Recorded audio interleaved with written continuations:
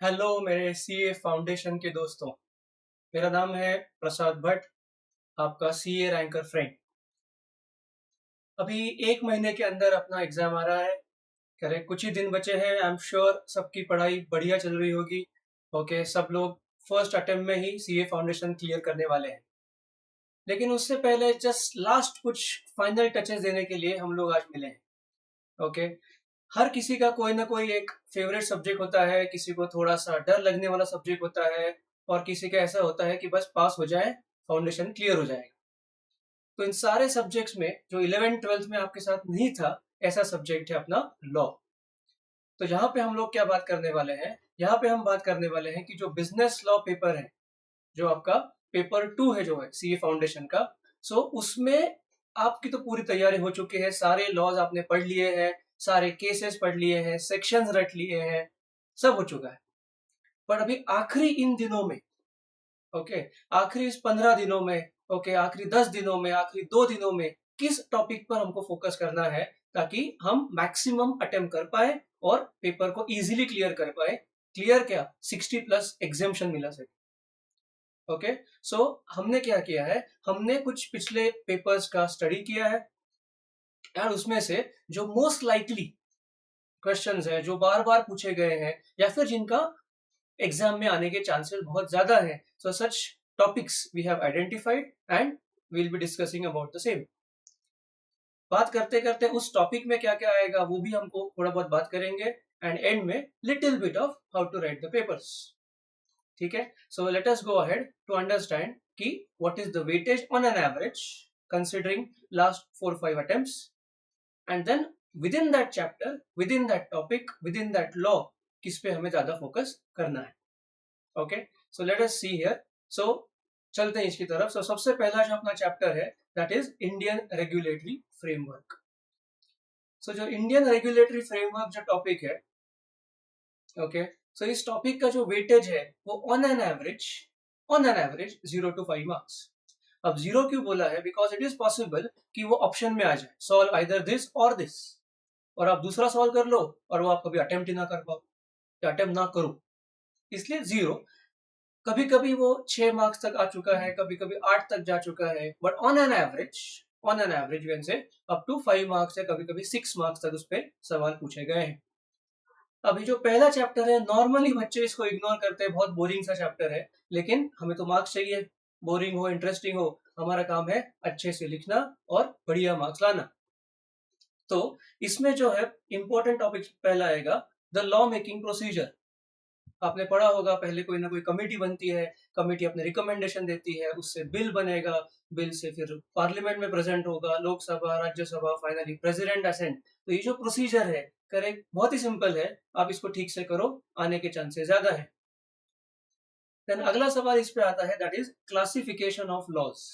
So classification, broad classification, that is criminal law में क्या आता है, मर्केंटाइल लॉ में क्या आता है, सिविल लॉ में क्या कहते हैं, industrial laws, labour laws, etcetera. So that classification वाला एकदम बेहतर चैप्टर, बेहतर इजी इजी क्वेश्चन है। सी ये जो फर्स्ट जो चैप्टर है, दैट इज रेगुलेटरी फ्रेमवर्क, इसकी खासियत ये है कि इसमें कुछ घुमा फिरा के नहीं पूछते। बिकॉज लॉ पेपर में ऐसा आपने देखा होगा, या आपने जब पुराने पेपर देखे होंगे तो आपको ऐसा लगा होगा कि यार जो केसेस पूछते हैं, सिचुएशन पूछते हैं ना, तो बहुत बार वो कंफ्यूजिंग हो जाता है। मतलब हमें लगता है कि हम सही दिशा में जा रहे हैं, बट लास्ट में गुमराह हो जाते हैं। इसीलिए ये जो चैप्टर 1 है, ये अच्छा क्यों है, बिकॉज इसमें आते हैं डायरेक्ट क्वेश्चन।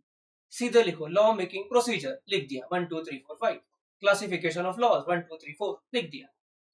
सो अगर आपने सही पढ़ा होगा तो इसमें गलती करने के चांसेस बहुत कम हो जाते हैं, ये डायरेक्ट क्वेश्चंस में आते हैं।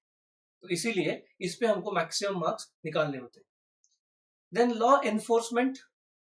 Okay, law enforcement, yes, probability थोड़ी कम है एज कंपेयर टू क्लासिफिकेशन, या फिर जो लेजिस्लेटिव लॉ मेकिंग प्रोसीजर है, बट इसको एक दिन पहले जरूर देख के जाना। अभी से इस पढ़ के फायदा नहीं है एनफोर्समेंट, एक दिन पहले जरूर इसको पढ़ लेना। बिकॉज आपको पता है, मुझे पता है, अगर आपने आज भी पढ़ा, आज अप्रैल चल रहा है, आज अप्रैल पढ़ा, 1 मई को आप भूलने वाले।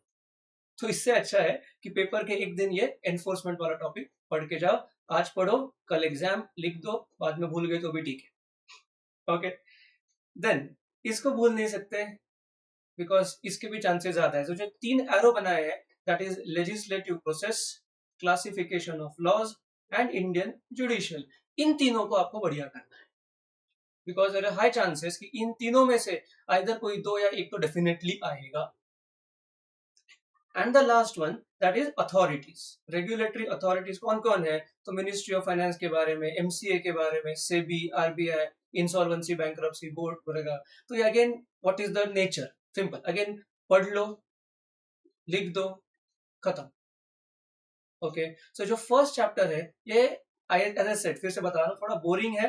मेरे बहुत सारे स्टूडेंट्स को इग्नोर करते हैं, बट प्लीज इसको इग्नोर मत करो. एटलीस्ट जो हमने हाईलाइट किया है आप उसको अच्छे से पढ़ लो, अच्छे से लिख दो, एंड मैक्सिमम मार्क्स. यहाँ पे कंफ्यूजन की बात ही नहीं. ओके, आप लिखो, you are done, you are sorted. So weightage कम है, बट जो मिल रहा है ना उसको पूरा बटोर, पूरा. मेक श्योर कि अगर ये 6 मार्क्स का पूछ रहे हैं तो 6 में से 5 आपको मिल रहे हैं. अगर 5 मार्क्स का पूछ रहे हैं तो 5 में से 4 तो एटलीस्ट आपको मिलने चाहिए. ओके, सो ये जो टॉपिक है ये आप ठीक से पढ़ लीजिए. देन आता है अपना बाहुबली, सबसे बड़ा टॉपिक. ओके, सबसे बड़ा topic in your foundation law, that is Indian contract act. Indian contract act again broken into two parts. एक है जनरल कॉन्ट्रैक्ट, एक है special contracts. Bailment, pledge, indemnity, guarantee, agency, ये स्पेशल कॉन्ट्रैक्ट्स है. और बाकी अपना बेसिक जनरल कॉन्ट्रैक्ट है. सब मिला के अप्रोक्सीमेटली 35, कभी कभी 40 मार्क्स तक भी जा सकता है.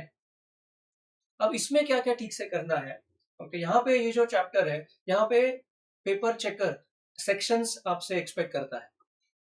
सो जब भी आप डेफिनेशन पढ़ो, what is definition of contract, section 2H, offer 2A, acceptance 2B, okay, consideration 2D, essentials of a valid contract section 10. so यहाँ पे थोड़ा सेक्शन भी आप अच्छे से याद रखो. ओके, एंड ऑब्वियसली प्रोविजन तो है ही, प्रोविजन इज किंग. लेकिन इतना सेक्शन के पीछे मत भागो कि प्रोविजन ही भूल जाओ. हमेशा याद रखो, सबसे पहला provision, provision is the king. उसके बाद आता है इंपॉर्टेंट केस लॉज. मतलब अगर intention to create legal relation पूछा है तो बाल्फर वर्सेस बाल्फर आना चाहिए. जनरल ऑफर पूछा है तो Carlill versus carbolic smoke ball company आनी चाहिए. कंसिडरेशन के बारे में है तो अब्दुल अजीज वर्सेस मासूम अली आना चाहिए. मोहिरी बीबी धर्मदास घोष, जैसे माइनर वर्ड आ गया ये सेक्शन आपको लिख देना है, केस लिख देना है. माइनर सेक्शन 11, केस का नाम Mohiri Bibi Dharmodas Ghose. Unsound mind section 12. So provision पहले, केस का नाम, सेक्शन का नाम, सॉर्टेड. सो कॉन्ट्रैक्ट एक्ट में initially essentials of a valid contract, वो तो ऑब्वियसली आपको अभी पूरा अपने नींद में से भी उठा के आपको पूछेंगे तो भी आप बता दोगे. Essentials of a valid contract section 10, offer, acceptance, consideration, intention, legality, consideration, object, पूरा पता है आपको, पूरा पता. ओके, सो उसमें अगेन थोड़ा सा अगर पूछेंगे तो differentiation, wide agreement versus wide contract. So wide agreement that is wide ab initio, पहले से ही अनएनफोर्सेबल बाय लॉ. जबकि वाइड कॉन्ट्रैक्ट पहले वैलिड था, कुछ लॉ बदल गया, impossibility, destruction of subject matter, अब वो वाइड हो गया. या फिर voidable, which is enforceable eight the option of any one party. जब भी कुछ फ्रॉड होता है, कोवर्सन होता है, then the agreed party, okay, उसके लिए वो हो जाता है वाइडेबल. तो ये सब अपना बेसिक कॉन्ट्रैक्ट में आता है. ओके, उसमें क्या याद रखना है अपने को, consensus ad idem, again which is connected to offer, acceptance, meeting of minds. छोटे छोटे कंसेप्ट है, बट यस याद रहना जरूरी है. ओके, देन आगे जाते हैं ऑफर एंड एक्सेप्टेंस. सो उसमें बहुत बार एक केस लॉ या कुछ ना कुछ घुमा फिरा के पूछते हैं, invitation to make an offer. अब ऑफर सेक्शन 2A डेफिनेशन आपको पता है. ओके, प्रपोजल, फिर ऑफरर बोलते हैं उसे, जिसको ऑफर करते हैं ऑफरी, प्रपोजी, एक्सेप्ट करने के बाद एक्सेप्टर. देन उसमें general offer, Carlill, carbolic, specific offer, express offer, implied offer, counter offer. Counter offer is your conditional acceptance. ये सब बेसिक आपको ऑब्वियसली पता होगा. लेकिन ऑफर में जो स्पेसिफिकली वो टारगेट करेंगे, आइदर केस के बेसिस से, इन्विटेशन मतलब auction sale, it's an example of invitation. Prospectus, IPO prospectus, उसमें भी एक केस है that is window display of goods, okay, pharmaceutical society of Great Britain Boots cash chemist. So अगर याद रहा केस तो ठीक है, बट ये विंडो डिस्प्ले ये भी invitation to make an offer में आता है. देन ऑफर का again last part is statement of price is not an offer. Harvey versus Facey, again an important concept. Harvey versus Fassi. Statement of price is not an offer. Then acceptance में ज्यादा chances नहीं है. What are the rules of acceptance? अगर direct question आते हैं ना तो समझो आपकी लॉटरी लग गई. Okay, rules of valid offer, rules of valid acceptance पहले आते थे ये, बट अभी बच्चे भी स्मार्ट हो गए, इंस्टीट्यूट भी स्मार्ट हो गया, तो इतने डायरेक्ट क्वेश्चंस आने के चांसेस अभी कम हो गए. तो ऑफर और एक्सेप्टेंस में और क्या पूछ सकते हैं, तो रिवोकेशन ऑफ एन ऑफर, ठीक है, वो भी एक है section 5, that is revocation of offer. So when can offer be revoked, when can acceptance be revoked. So offer can be revoked when the letter of acceptance is posted. उससे पहले आप offer को रिवोक कर सकते हैं. Acceptance कब revoke कर सकते हो, when the letter of acceptance comes to the knowledge of the offer. Small small points है, लेकिन यस छोटे सवाल अगर आते हैं 2 मार्क्स 3 मार्क्स तो आप लिख सकते हैं. देन अगला टॉपिक अपना आता है, उसमें है कंसिडरेशन, सेक्शन 2D. सो कंसिडरेशन में उनके जो फेवरेट टॉपिक्स है, दैट इज कंसिडरेशन में मूव फ्रॉम द प्रोमिसी और एनी अदर पर्सन. उसमें फेमस केस है चिन्नैया वर्सेस रमैया. तो इस पे वो केस लॉ घुमा के पूछ सकते हैं कि कंसिडरेशन, स्ट्रेंजर टू कंसिडरेशन हमेशा पूछते हैं वो, या आ सकता है that is stranger to consideration is valid. Stranger to consideration is valid, लेकिन दूसरा उसको घुमा फिरा के पूछेंगे प्रिविटी ऑफ कॉन्ट्रैक्ट, मतलब stranger to the contract, stranger can not sue.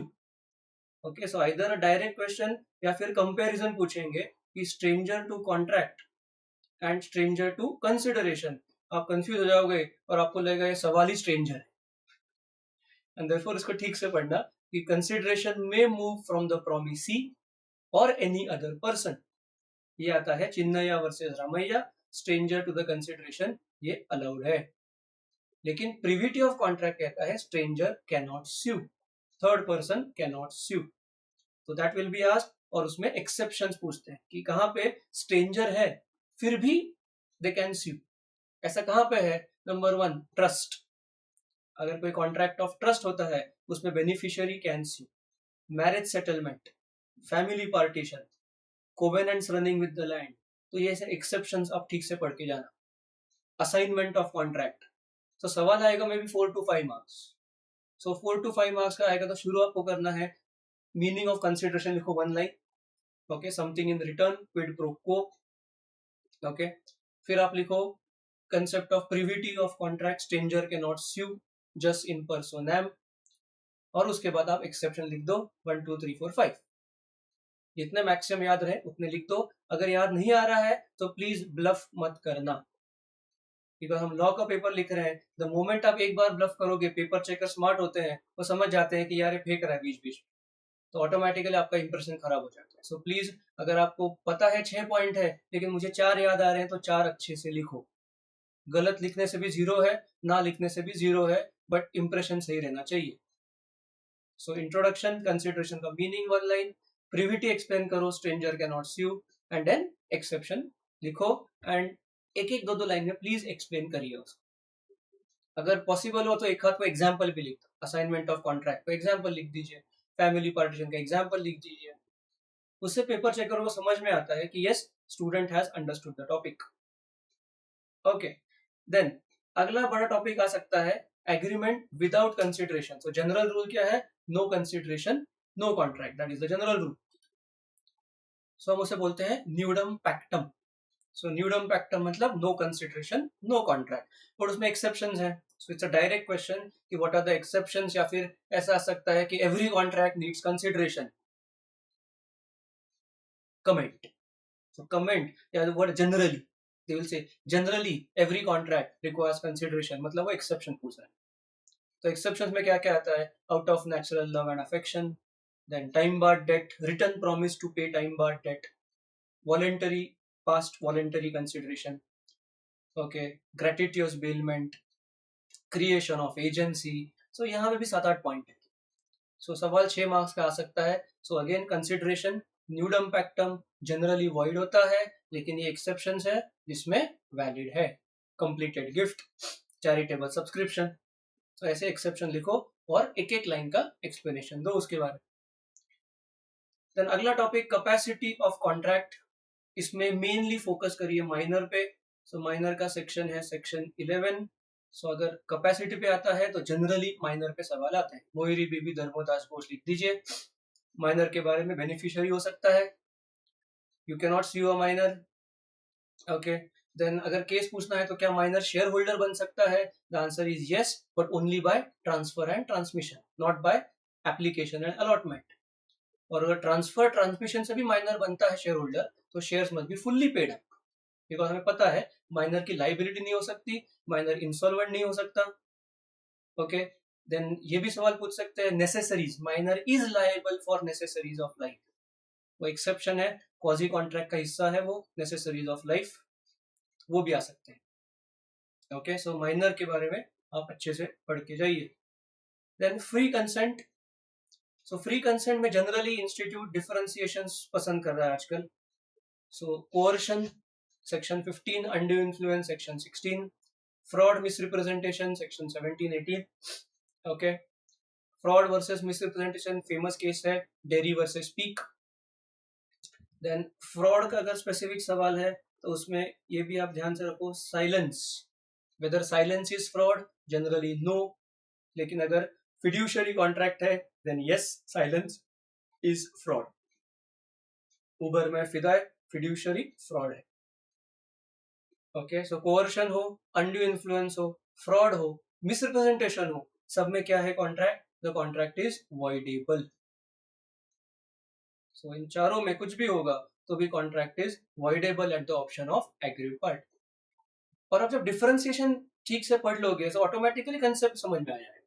Because when you right difference between course and undue influence, तो आपको कोर्सन भी पता है, ओके, अनड्यू इन्फ्लुएंस भी पता है. यहाँ पे फिजिकल फोर्स थ्रेट है, वहां पे मेंटल, मॉरल, इमोशनल है. फ्रॉड में there is mens rea, guilty mind है. मिसरिप्रेजेंटेशन में ऑनेस्टी है, उसको मतलब सच में ऐसा लगा कि है. मिसरिप्रेजेंटेशन मतलब there was no intention to cheat, fraud में there was intention to cheat. Okay. So इस पे ज्यादा ध्यान दीजिए. देन लॉफुल ऑब्जेक्ट में 2-3 बार आया है, what are the agreements against public policy. So lawful object का ये एक ही मेन क्वेश्चन है जो बार बार पूछा गया है कि अगेंस्ट पब्लिक पॉलिसी में क्या क्या आता है. तो एग्रीमेंट विद एलियन एनिमी आएगा, लीगल सप्रेशन आएगा, करेक्ट. देन इसमें आएगा in restraint of marriage, restraint of trade, corruption, oppose to duty, maintenance and champerty. तो ऐसे सारे पॉइंट्स आपको लिखने हैं. अगर रिस्ट्रेंट ऑफ ट्रेड आता है तो थोड़ा सा एक्सेप्शन भी लिख दो कि पार्टनरशिप डीड में रिस्ट्रेंट ऑफ ट्रेड अलाउड है, सर्विस जॉब में रिस्ट्रेंट ऑफ ट्रेड अलाउड है, सेल ऑफ गुडविल में रिस्ट्रेंट ऑफ ट्रेड अलाउड है, but otherwise it is against public policy. So public policy वाला सवाल आप ठीक से करके जाइए. Then performance of contract. तो इसमें ये favourite question, generally case law, generally वो केस ही पूछते हैं कि जॉइंट प्रोमिसर्स में ऐसा ऐसा हुआ है, एक इंसॉल्वेंट हो गया है, तो बाकी जॉइंट प्रोमिसर की लायबिलिटी क्या होती है? हमको पता है, if the agreement is silent then the liability is equally divided. So सवाल कैसे आ सकता है? फॉर एग्जांपल लेते हैं कि सपोज ए बी सी है, तीनों ने मिला के 3 लाख रुपए का कुछ सामान खरीदा है. सो ऑटोमेटिक लायबिलिटी 1-1-1 इक्वली हो जाती है. ओके. अब हुआ ऐसा कि whether the promisee can compel one party to pay, the answer is yes. उसने ए को बोला भाई तुम पूरे पैसे भर दो, ए ने पूरे 3 लाख भर दिए. Now A has to recover 1 lakh each from B and C. ठीक है. अब हुआ ऐसा कि सी को देने थे 1 लाख, बट सी हो गया इंसॉल्वेंट. ठीक है. सी इंसॉल्वेंट हो गया, उसकी प्रॉपर्टी बेची, सब हो गया, सब हो गया, और उसकी प्रॉपर्टी से आए सिर्फ 40,000 रुपए. तो ए ने पूरे 3 लाख दे दिए. ठीक है. सी की प्रॉपर्टी से आए सिर्फ 40. सो कैलकुलेशन बहुत सिंपल हो जाएगा कि टोटल 3 लाख दे दिए गिवन बाय ए, उसमें से सी की प्रॉपर्टी, वो इंसॉल्वेंट हो गया, सी की प्रॉपर्टी से आए 40,000, मतलब अभी बाकी दोनों का शेयर कितना हो गया? 260. सो बिकॉज ए ने तो पूरा दे दिया है, तो 50% उसने ऑलरेडी भर दिया, और वो सवाल पूछते हैं बी से कितना रिकवर करेगा, सो बी से रिकवर करेगा 130। सो ऐसे टाइप के प्रैक्टिकल क्वेश्चंस दे में आस्क ऑन जॉइंट प्रोमिसर्स। सो आपको पहले प्रोविजन लिखनी है कि जॉइंट प्रोमिसर साथ में होते हैं, कोई एक भी पे कर सकता है, फिर दूसरों से उसे रिकवर करना है, और अगर इंसॉल्वेंट होता है तो वो माइनस होगा, बाकी बचा हुआ इक्वली डिवाइड हो जाएगा। सो जैसे हमने एग्जांपल लिया। Then going forward, damages. So damages मतलब हम आ गए अभी ब्रीच ऑफ कॉन्ट्रैक्ट पे। सो ब्रीच ऑफ कॉन्ट्रैक्ट का एक फेवरेट क्वेश्चन है, damages section 73। Okay, types of damages आता है सेक्शन 73 में। सो आपको एक्सप्लेन करना है meaning of damages, monetary compensation, ordinary मतलब general difference between contract price and market price. Special damages आपको अलग से क्लेम करने पड़ते हैं, बिकॉज आपने सामने वालों को बताया था कि बॉस मेरे लिए इंपॉर्टेंट है, फिर भी तुमने ब्रीच किया, so I need a higher amount of damages. So ऐसा सवाल आ सकता है बिटवीन देम। इस चैप्टर में एक और सवाल आप ठीक से करो, that is LD, liquidated damages. So LD versus penalty, ऐसा भी डिस्टिंक्शन पूछ सकते हैं। So what is liquidated damages? The damages which are decided in advance, बाद में झगड़ा ना हो इसलिए हमने पहले ही डिसाइड कर लिया है कि अगर काम टाइम पे नहीं हुआ तो हम 10% पैसा काटेगा। तो पहले से डिसाइड है, काम नहीं हुआ, ठीक से नहीं हुआ, टाइम पे नहीं हुआ, ढंग से नहीं हुआ, पैसा काटेगा, तो बाद में झगड़ा नहीं होगा। That is called as LD, liquidated damages. But कभी कभी झगड़ा इतना बढ़ जाता है कि वो लॉजिक से आगे निकल जाता है, and then penalty via, penalty clause, that is much more severe. ये वाला सवाल आप ठीक से पढ़ के जाना। देन एक और टॉपिक है, that is discharge of contract.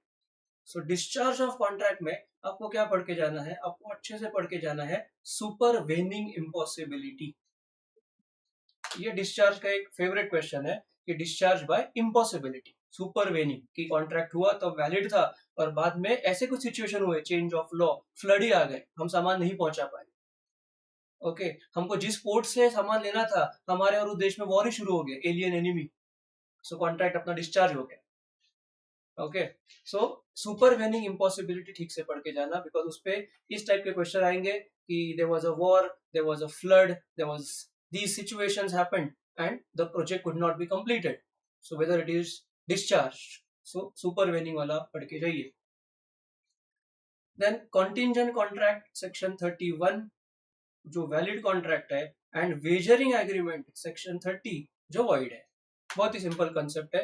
Wagering is अपना बेटिंग, ओके, कि हमने बेट लगाई मुंबई मैच जीतेगा या कोलकाता मैच जीतेगा। अभी हम ओरिजिनल सपोर्टर है बैंगलोर के, लेकिन मैच क्या बेट क्या लगा रहे हैं, मुंबई वर्सेस कोलकाता, हमको फर्क ही नहीं पड़ता कोई भी जीते, बट हम क्यों लगा रहे हैं? पैसे के लिए। This is called as a wagering agreement. We have no interest in the result, we have interest only in the money, that is wagering. Okay, now contingent में क्या आता है? Which may or may not happen, but it is related to the contract. Okay, it is related to the contract. इसका मतलब है the ship returns with the goods which are safe, then I will supply you the goods. So ship का सही आना is dependent, correct, मैं तुम्हें बेचूंगा अगर सामान सही से आता है तो। So the both the things are to be related, collateral बोलते हैं कंटिंजेंट में, और contingent is a valid contract. So this differentiation is important. Then special contracts में गारंटी, ये अच्छा टॉपिक है। Surety is liability, liability is extensive with the principal debtor. Then इसमें आप ठीक से पढ़ के जाओ, surety towards creditor, surety towards principal debtor, उसमें पॉइंट्स है principle of subrogation, principle of indemnity, principle of security, assets यहाँ से वहां जो इनके पास गिरवी थे वो इसके पास आ जाते हैं। तो ये जो पॉइंट्स है, that is rights against creditors, rights against principal debtor, rights against co sureties. जैसे जॉइंट प्रोमिसर्स हैं, वैसे को श्योरिटीज वाला पॉइंट है, सेम लॉजिक, इक्वली डिवाइड होगा अनलेस अदरवाइज मेंशन। सो ये गारंटी टॉपिक में से आप ठीक से करके जाइए, चांसेस बहुत ज्यादा है। Bailment one of the very easy chapters, और बेलमेंट में भी उनका फेवरेट टॉपिक है फाइंडर ऑफ गुड्स, कि what are the responsibilities of finder of goods, he is in the position of a bailee, तो अगर रिवॉर्ड है तो वो क्या कर सकता है, खुद खर्चा किया है तो रिकवर कैसे कर सकता है, he can sell the goods which is found, अगर गुड्स पेरिशेबल है तो बेच सकता है, the cost of maintaining is more than 2/3 तो बेच सकता है, owner could not be found by due search तो बेच सकता है, the bailee has to take care of the goods, not to mix the goods with his own. तो ये फाइंडर रिलेटेड जितना भी है ना, वो बेलमेंट में आप ठीक से पढ़ के जाइए, बिकॉज बाकी के इजी है, rights of baler, rights of belly, duties of baler, duties of belly, ये सब इजी है। देन उसमें एक और सवाल है जो पूछ सकते हैं कि अगर ग्रेटिट्यूअस बेलमेंट है, नॉन ग्रेटिट्यूअस, सो ग्रेटिट्यूअस मतलब फ्री में हम पैसे नहीं ले रहे हैं, लेकिन नॉन ग्रेटिट्यूअस है, हमने गाड़ी भाड़े पे दी है और गाड़ी में प्रॉब्लम आ गया, तो वी आर लायबल। वो जो पॉइंट आपने पढ़ा होगा कि जो बेलर है, he was not aware of the defect, still the baler is liable because वो पैसे ले रहा है। मैंने म्यूजिक सिस्टम दिया किसी को मस्त एकदम पार्टी के लिए, लेकिन म्यूजिक सिस्टम में हो गया शॉर्ट सर्किट और उनका एम्पलीफायर उड़ गया, उनके लाइट उड़ गए, उनके फ्रिज उड़ गया, और ये हुआ क्यों, मेरे म्यूजिक सिस्टम में डिफेक्ट था जो मुझे खुद पता नहीं था। So whether I am liable, the answer is yes, because मैं उसका भाड़ा ले रहा हूँ पैसे ले रहा हूँ, आई एम लायबल। सो ये सारे सवाल जो है बेलमेंट वाले आप ठीक से देख के जाइए। देन अपना आता है नेक्स्ट टॉपिक है एजेंसी। मुझे पता है एजेंसी भी बहुत लोगों को पसंद नहीं आता, बट उसमें एजेंसी बाय रेटिफिकेशन बहुत इजी है, अच्छे से पढ़ के जाइए। एजेंसी बाय रेटिफिकेशन, रेटिफिकेशन मतलब है एजेंट ने पहले काम कर दिया, फिर बाद में पूछा सर कर दिया, प्रिंसिपल बोला ठीक है चलो मान लिया, ओके रेटिफाई कर दिया, सो वो ठीक से करो। देन एजेंट की पर्सनल लाइबिलिटी, ये अगेन बहुत ही फ्रीक्वेंटली आस्क्ड है कि जनरली एजेंट की पर्सनल लाइबिलिटी नहीं होती, जनरली नहीं होती, करेक्ट, लेकिन अगर वो अथॉरिटी के अंदर काम कर रहा है तो he is not personally liable, लेकिन वो बाहर जाके काम कर रहा है तो ही इज पर्सनली लायबल। अगर principal is a foreign principal then he is personally liable. तो ऐसे पॉइंट्स हैं उसके, तो वो पॉइंट आप ठीक से करके जाइए कि कहाँ कहाँ पे agents liability is personal, originally नहीं होती बट इन सिचुएशन में हो जाती है।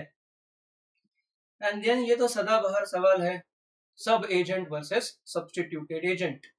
सो सब एजेंट मतलब सिंपल, ओके, सब एजेंट में क्या होगा, ये अपना प्रिंसिपल, उसका एजेंट 1 और उसने एजेंट 2 अपॉइंट कर दिया, ये हो गया सब agent.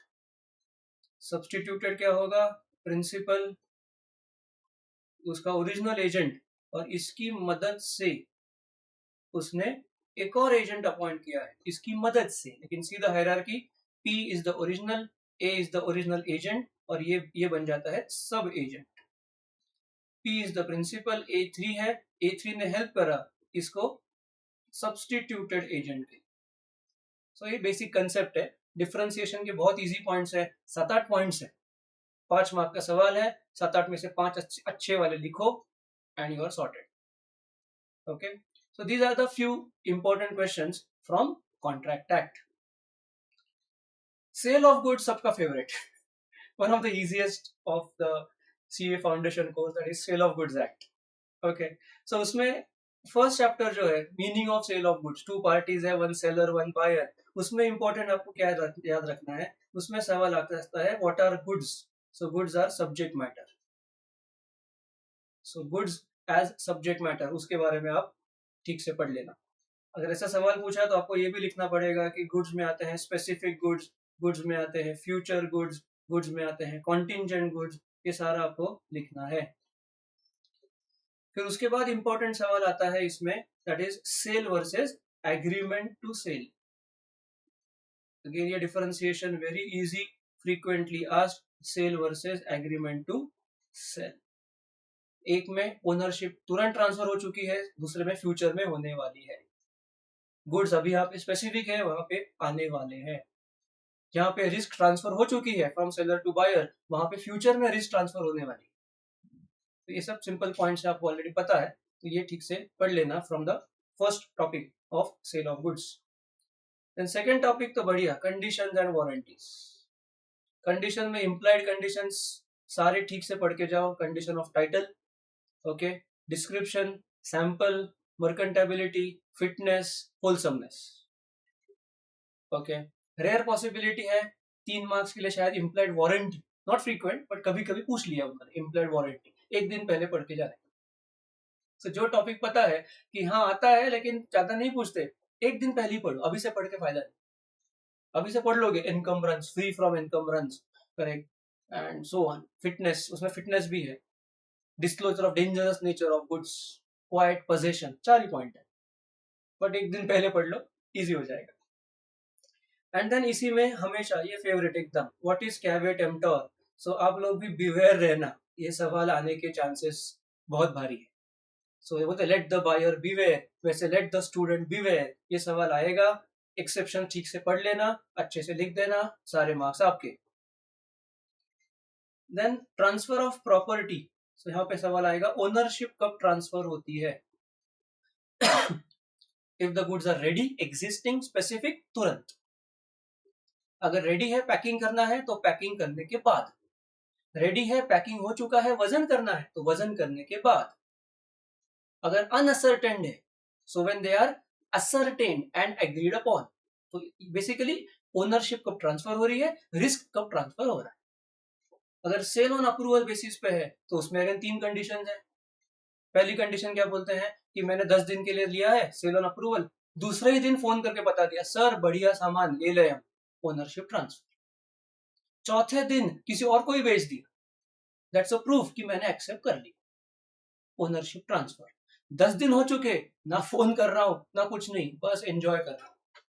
So even after the lapse of time, no communication is acceptance, ownership is transfer. So 3 condition है for sale on approval basis. Then अगला सवाल, nemo dat quod non habet. Normally जो ओनर है वही सामने वाले को दे सकता है। हम बोलते हैं ना, जिस टीचर के पास नॉलेज है वो सामने वाले को नॉलेज दे सकता है, जिस टीचर के पास नॉलेज ही नहीं है वो सामने वालों को क्या देगा। सो सेम रूल अप्लाइज, जो अगर ओनर ही नहीं है तो ओनरशिप क्या ट्रांसफर करेगा, वो कुछ नहीं करेगा, लेकिन उसमें है एक्सेप्शंस। ओके, सो एक्सेप्शन क्या है, सेल बाय अ मर्केंटाइल एजेंट, जिसके पास अथॉरिटी थी सेल करने की, तो वैलिड है। Unpaid seller, valid. Okay, sale by joint owner, अब हमने तो अज्यूम कर लिया जॉइंट ओनर है तो पूछ के किया होगा, सेल वैलिड है। फाइंडर ऑफ गुड्स, याद है आपको, वैलिड है। प्लेजी, ओके, हमने सिक्योरिटी रखी थी, वो बोला पैसे दूंगा, पैसे नहीं दिए, हमने बेच दिया, वैलिड है। ऑफिशियल रिसीवर इंसॉल्वेंट हो गया, उसकी प्रॉपर्टी हम बेच के पैसा निकाल रहे हैं, वैलिड है। वॉइडेबल कॉन्ट्रैक्ट है, अभी तो कैंसिल नहीं हुआ है, उससे पहले हमने बेचा, किसी ने गुड फेथ में लिया, वैलिड है। ऐसे सारे एग्जाम्पल्स हैं कि नॉर्मली ये लोग ओनर नहीं है, फिर भी इनका सेल वैलिड है। That is nemo dat quod non habet. फिर इसमें है आखिरी topic, that is unpaid seller. Unpaid seller में 2 चीजें होती है, right against the goods and rights against the buyer personally. So goods में आएगा लीन। सो लीन मतलब मैं अपनी झांसी नहीं दूंगी, जब तक मुझे पैसा नहीं मिलता मैं गुड्स नहीं छोड़ूंगा, दैट इज लीन। वो कब होता है, आइदर इंसॉल्वेंट है या पैसे नहीं दे रहा है, जो भी है, मैं गुड्स नहीं छोड़ेगा।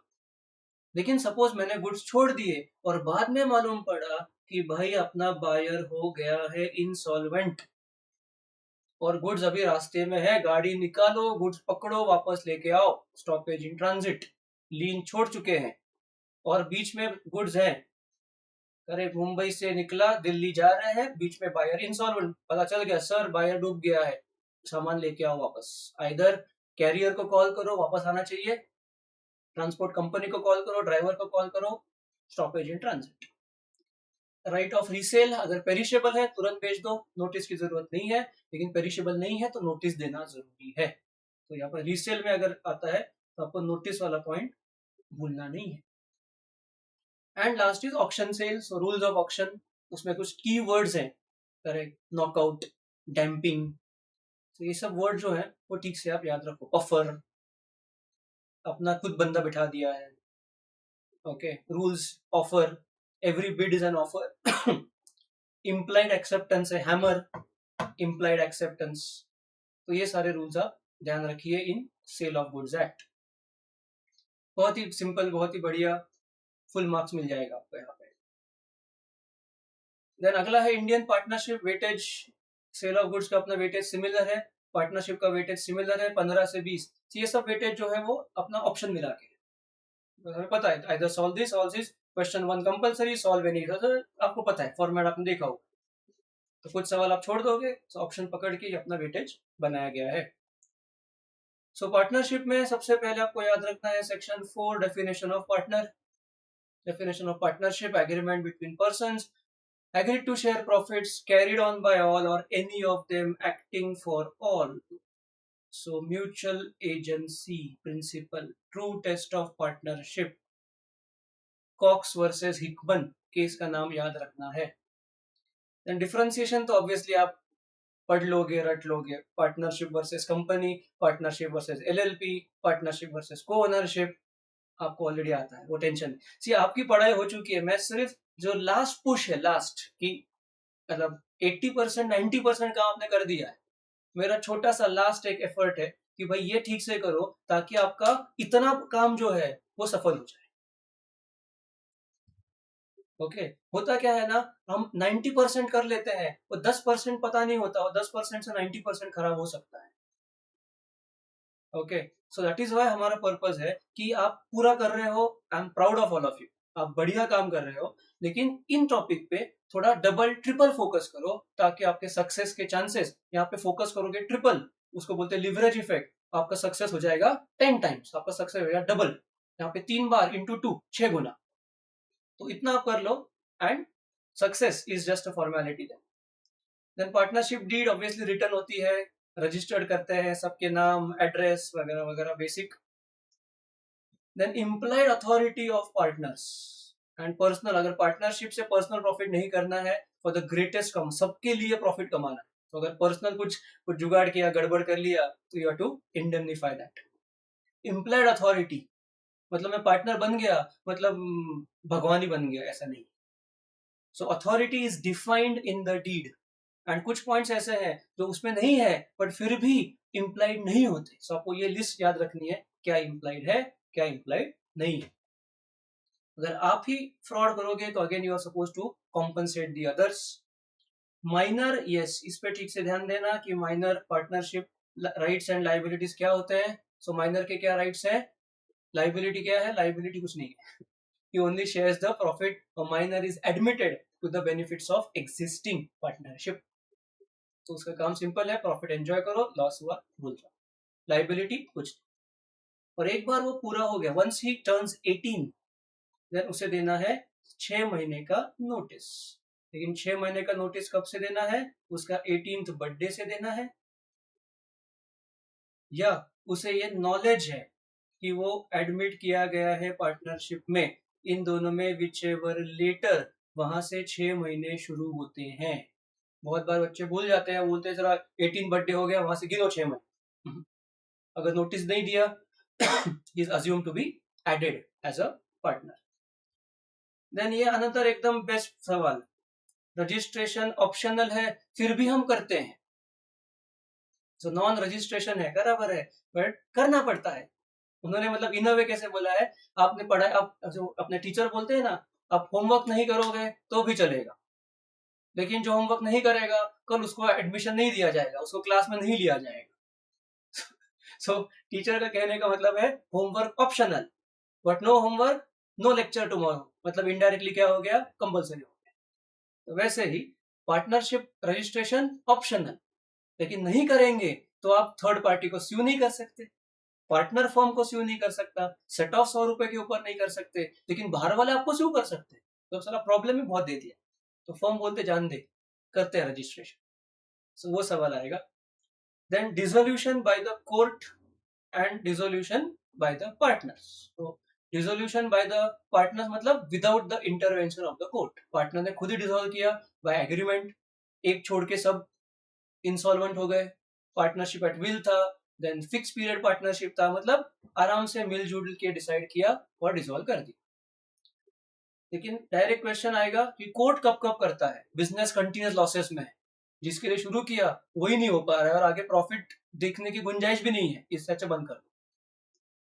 Okay, partner dead, incapacity, can not do the business, so ऐसे सिचुएशन है जहां पे कोर्ट ऑर्डर देगा, तो आपको लिस्ट लिखनी है, एक एक दो दो लाइन का explanation, and you are sorted. Then dissolution between partnership, dissolution of firm मतलब दुकान बंद. सब एसेट बेच दिया, लाइबिलिटी पे कर दिया, दुकान बंद, that is dissolution of the firm. And dissolution of partnership मतलब 6 पार्टनर्स थे, 2 चले गए, तो 6 लोगों की पार्टनरशिप खत्म, 4 लोगों की नई पार्टनरशिप शुरू. सो पार्टनरशिप मतलब हमारा रिलेशन बदल गया है, बिजनेस वही है. तो हर बार जब एडमिशन होगा, रिटायरमेंट होगा, डेथ होगा, insolvency of any one of them, तो बाकी में सब रेशो बदल जाएगा ना, प्रॉफिट शेयरिंग रेशो बदल जाएगा, राइट्स एंड एबिलिटी बदल जाएंगे. तो ये सिर्फ उनका रिलेशन बदला, that is dissolution of partnership. लेकिन पूरा बिजनेस बंद, एसेट सेल सब से, that is dissolution of the firm. और जब एसेट बेचते हैं तो सबसे पहले क्या होती है, आउटसाइड लाइबिलिटी पे होती है, उसके बाद पार्टनर्स का लोन पे होता है, उसके बाद पार्टनर्स कैपिटल पे होता है, और अगर बच गया तो पार्टनर्स में डिवाइड कर लेते हैं. लेकिन अगर एसेट बेच के ही शॉर्टेज है, तो हमको पता है पार्टनर लाइबिलिटीज अनलिमिटेड, घर से पैसे लेके आओ. तो घर से पैसे लेके आओ मतलब घर पे कार है, बेच दो.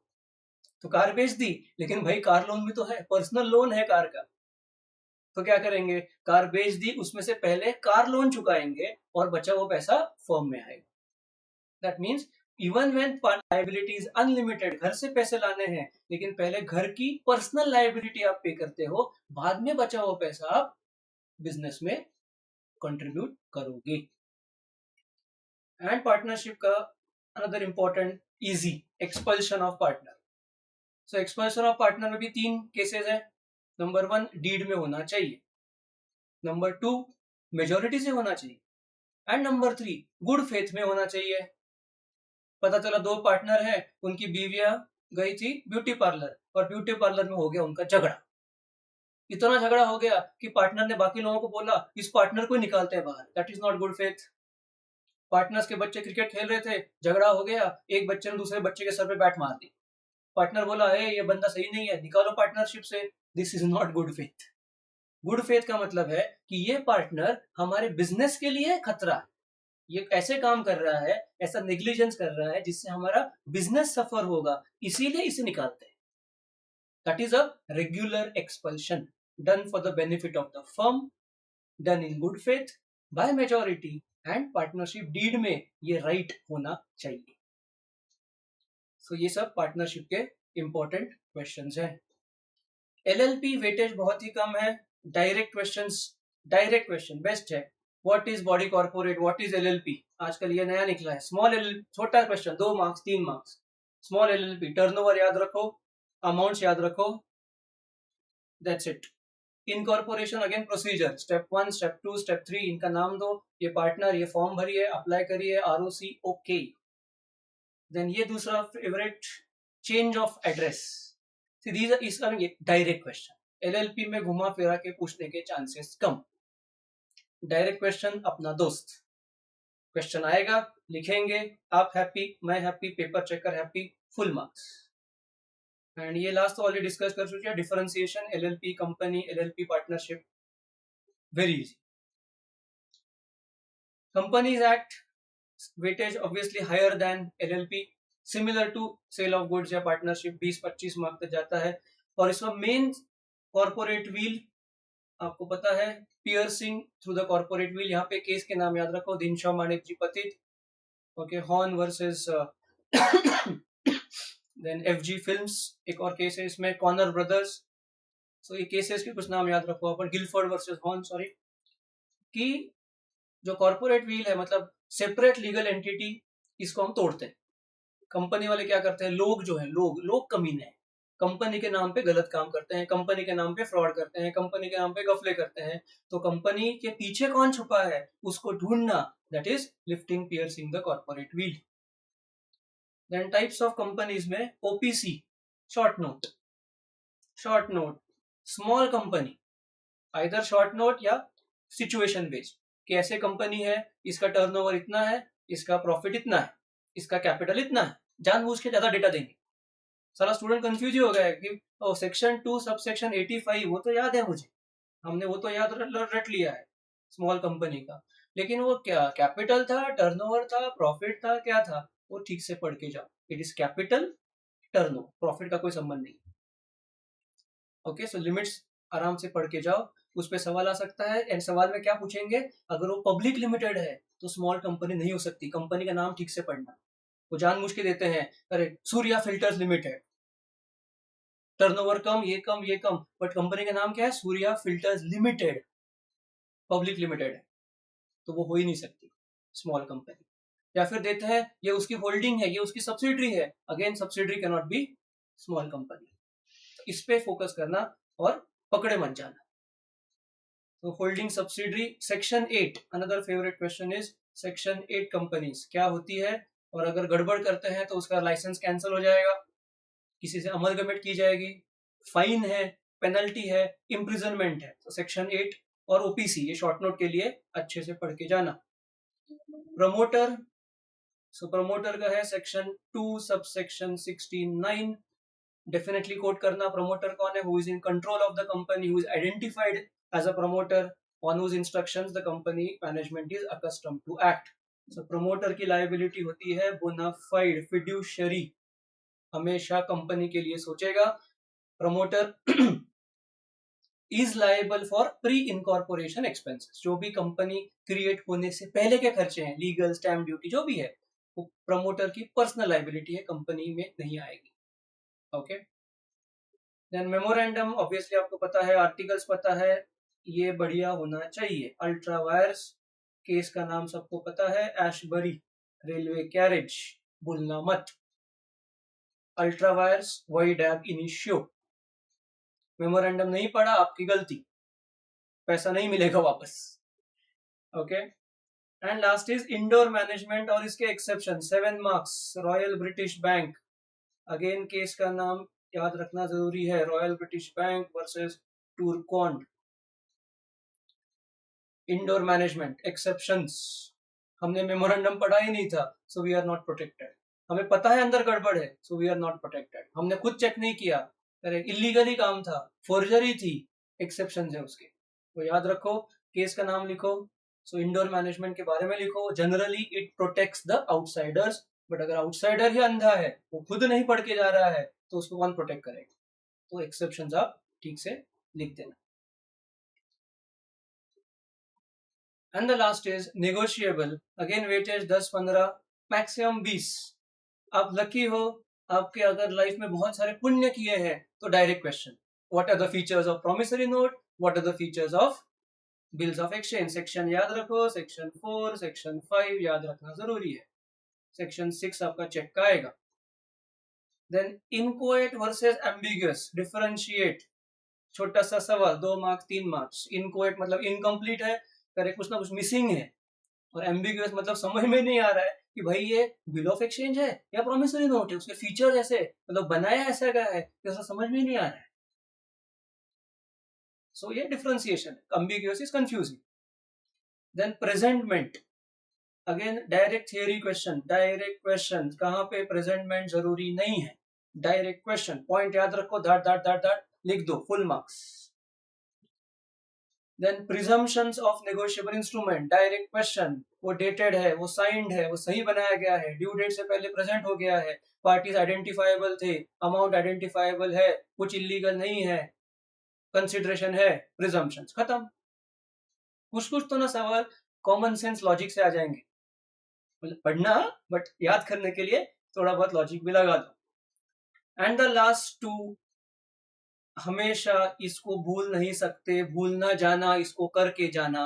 तो dishonour of cheque, insufficiency of the funds, इसमें जेल है, ये है, वो है, लेकिन उसमें एक्सेप्शन भी है। अगर ये गिफ्ट दिया होगा तो जेल नहीं होती है, अगर डोनेशन दिया होगा तो जेल नहीं होती है, बिजनेस ट्रांजैक्शन है तो क्रिमिनल ऑफेंस है। यहाँ पे क्या याद रखना है, generally it is a criminal offence, generally criminal offence है लेकिन गिफ्ट डोनेशन वगैरह वगैरह में, और उसमें भी एक्सेप्शन है कि ठीक है भाई डिसऑनर हो गया, लेकिन आपने 15 दिन में पूरा कर भी दिया, उसके भी आगे के पॉइंट लिखने हैं कि नोटिस दिया उसने, पता चला हाँ ठीक है गलती हो गई, लेकिन आपने 15 दिन में गलती सुधार दी, तो भी आप क्रिमिनल ऑफेंस से बच सकते हो।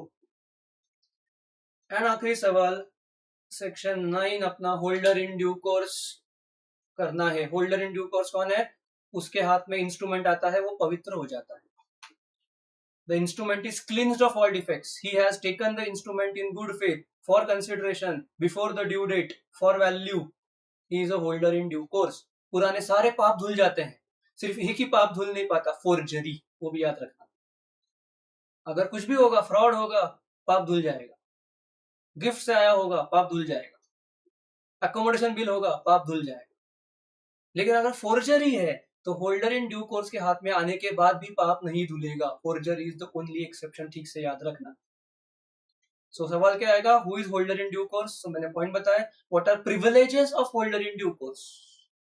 सो सवाल क्या आएगा? Who is holder in due course and उसके प्रिविलेजेस, मतलब उसके हाथ में इंस्ट्रूमेंट आते ही वो इंस्ट्रूमेंट पवित्र हो जाता है, वो पिछले किसी से भी पैसा वसूल कर सकता है, वो भगवान हो जाता है in a way. Holder in due course. So difference भी पूछ सकते हैं, holder versus holder in due course. So all these questions जो हमने अभी डिस्कस किए, सो दोस क्वेश्चंस आप इतने बढ़िया करो कि आपका पेपर मक्खन जैसे निकल जाएगा, मक्खन. So even if you right the paper, even कुछ कुछ सवाल ऐसा होता है, सी हम लोग ह्यूमंस है, वी हैव टू अंडरस्टैंड कि इतना ही पढ़ लो, एक 5-10 मार्क का याद नहीं रहेगा, ब्लैंक हो जाओगे, दैट्स ओके. लेकिन उनको भूल जाओ, ये सवाल बढ़िया करके जाओ. इनमें से जो आप बढ़िया 75-80 मार्क का लिखोगे, उनमें आपको डेफिनेटली एग्जेम्पशन मिलने वाला है. Okay, so please be confident. आपकी पढ़ाई, आई एम टेलिंग यू, आपकी पढ़ाई बढ़िया हो चुकी है. आपको सिर्फ इन सवालों पे फोकस करना है, इनको ठीक से पढ़ना है, पेपर बढ़िया कॉन्फिडेंस से लिखना है. अगर सेक्शन नहीं याद आ रहा तो छोड़ दो, फालतू गलत मत फेंको. केस याद नहीं आ रहा, गलत केस मत फेंको, वो पेपर चेकर मार्क्स फेंक देगा बाहर डस्टबिन में आपने. तो प्रोविजन इज द किंग. हमेशा प्रोविजन पहले. ठीक है, उसके बाद इंपॉर्टेंट केस का नाम होगा तो वो लिख दो, उसके बाद सेक्शन याद आ जाएगा तो वो लिख दो, and then you are sorted. 60+ exemption आपके पास होगा. So just remember this much, okay, and your CA foundation law is through. So all the best. This is CA CS CMA Prasad Bhatt, आपका फ्रेंड. आपको कोई भी डाउट हो, आप मुझसे कांटेक्ट कर सकते हो. व्हाट्सएप नंबर मेरा है, आपके स्क्रीन पे दिख रहा है, आप मुझसे व्हाट्सएप करो. We will solve all your doubts. ठीक है, so until next time, thank you very much and all the best.